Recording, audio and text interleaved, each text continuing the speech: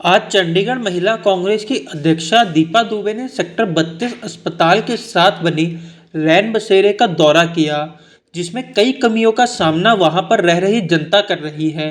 दुबे ने बताया कि उनके पास एक महिला की कंप्लेंट आई, जिसमें महिला ने साझा किया कि दिनांक 6 दिसंबर को वह सेक्टर 32 के नाइट शेल्टर में रहने के लिए गई थी, लेकिन उसको वहां पर डर लगा क्योंकि वहां पर महिला सिक्योरिटी गार्ड नहीं थी। उस महिला ने रजिस्टर के अंदर अपनी कंप्लेंट भी दर्ज करवाई।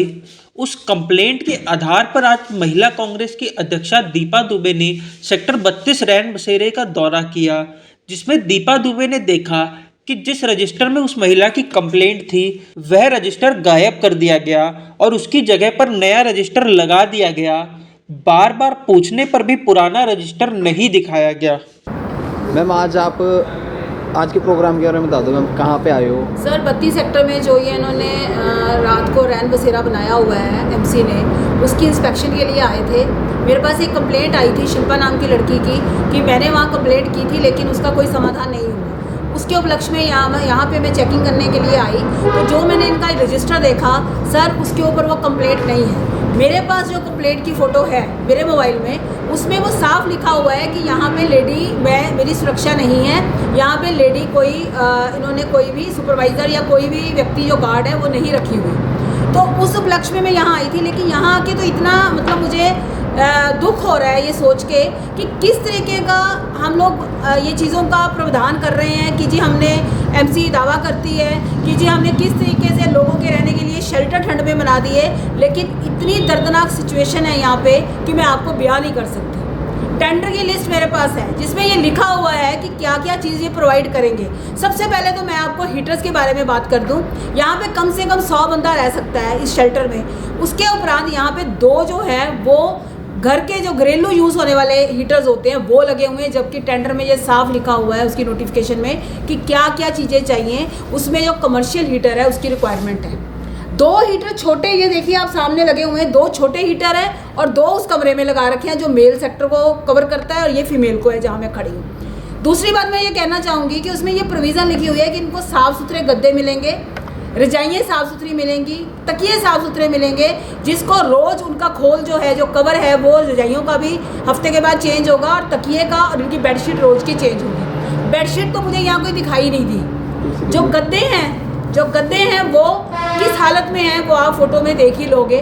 फटे हुए गद्दे हैं जिस पे लोगों ने आके रहना है। और लोग कौन रह रहे हैं 32 के हॉस्पिटल के बाहर? जो अटेंडेंट है, जिनके पेशेंट्स अंदर एडमिट हैं और वो इस ठंड की बुरी हालत में वो बाहर रहने को मजबूर हुए हैं। और आप देखिए जो ये तकिया है, तकिया यूज्ड है, पुराना है, जैसे किसी टेंट हाउस से उठा के लेके आए हूँ। तकिए के ऊपर जो गिलाफ है वो इतनी स्मेल आ रही है कि आप लेने के तो दूर की बात है, मेरा खड़ा होना भी दूभर है। अगर आप देखें कि रजाई का क्या हाल है वो भी मैंने आपको फोटोग्राफ्स में दिखाया।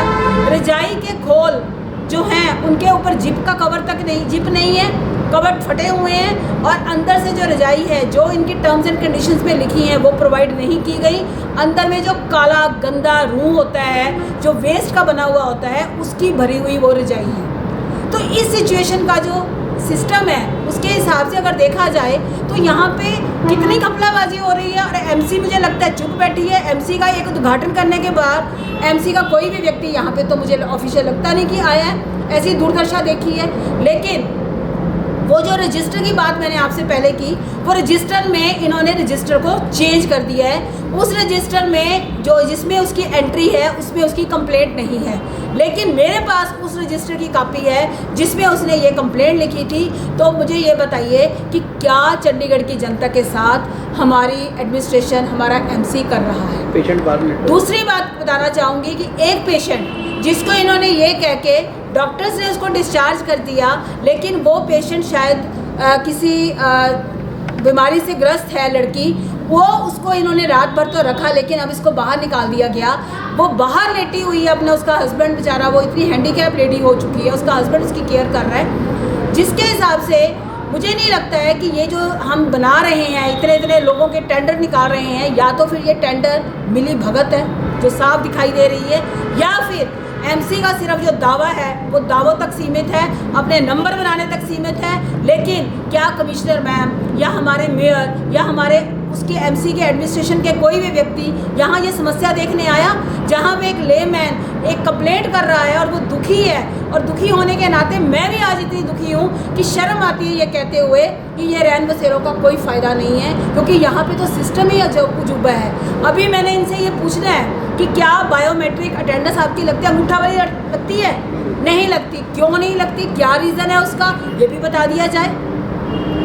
ये सब चीज़ें सोचने में मजबूर कर रहा है कि कहाँ घपलेबाजी हो रही है। घपला बहुत बड़ा है, इसको जब तक निजात नहीं मिलेगी, मैं हर उस व्यक्ति के साथ हूँ जो व्यक्ति आज रैन बसेरे में रहने को मजबूर हो रहा है। इससे अच्छा तो यही है कि वो एक पेशेंट को लेके जाएगा और आप एक बीमारी से ग्रस्त होकर फिर हॉस्पिटल में आएगा।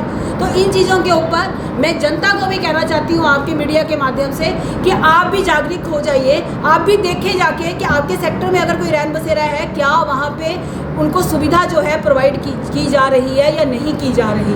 अभी मैंने इनके कैमरा टीवी भी देखने हैं, सीसीटीवी फुटेज भी देखनी है कि क्या वो वर्क कर रही है या नहीं कर रही। तो ये सब चीज़ें बहुत बड़ा प्रश्न चिन्ह हमारे ऊपर लगा के जा रही हैं कि हमारा एमसी जो दावे करता है बहुत जो बढ़ाई खाता है बहुत कि हाँ हमने इतने नंबर बना लिए, वो आज शून्य पे खड़ा है।